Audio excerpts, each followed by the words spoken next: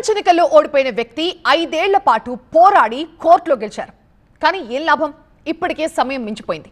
న్యాయం గెలిచినా కూడా ఫలితం లేకుండా పోయింది. కోనసీమ జిల్లా గాడిలక్క సర్పంచ్ ఎన్నికపై ఆసక్తికర తీర్పునిచ్చింది ముమ్మడివరం కోర్టు. గత సర్పంచ్ ఎన్నికల్లో ఓడిపోయిన పెద్దిరెడ్డి వెంకటకృష్ణారావు 10 ఓట్ల తేడాతో గెలిచినట్లుగా ప్రకటించింది న్యాయస్థానం.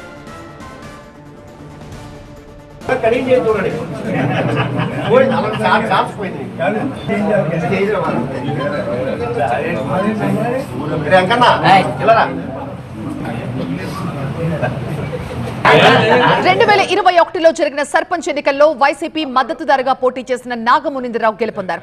అయితే ఎన్నికల్లో అక్రమాలు జరిగాయంటూ కోర్టును ఆశ్రయించారు టీడీపీ నేతలు. దీంతో విచారణ చేపట్టిన కోర్టు నాగమునిందరావుకి అనుకూలంగా 25 చెల్లని ఓట్లని లెక్కింపులో చేర్చినట్టుగా గుర్తించారు. అయితే అప్పటికే సర్పంచ్ల పదవీ కాలం పూర్తి కావడంతో కోర్టు తీర్పిచ్చినా కూడా పదవి చేపట్టలేకపోయారు నాగమునిందరావు. గత వైసీపీ ప్రభుత్వంలో జరిగిన దుర్మార్గాలకు గాడిలంక సర్పంచ్ ఎన్నికలే స్పష్టమైన ఉదాహరణ అని మండిపడ్డారు ఎమ్మెల్యే దాట్ల సుబ్బరాజు. స్థానిక సంస్థల ఎన్నికల్లో కూడా ప్రతిపక్షాల నామినేషన్లను అడ్డుకోవడం, చింపివేయడం లాంటి ఘటనలు జరిగాయని ఆరోపించారు. కృష్ణారావుకి పార్టీ అండగా ఉంటుందని భరోసానిచ్చారు.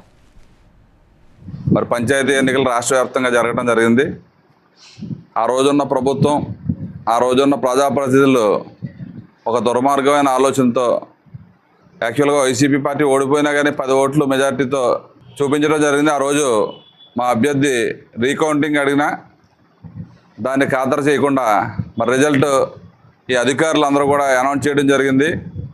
మరి కోర్టులో వేయడం జరిగింది.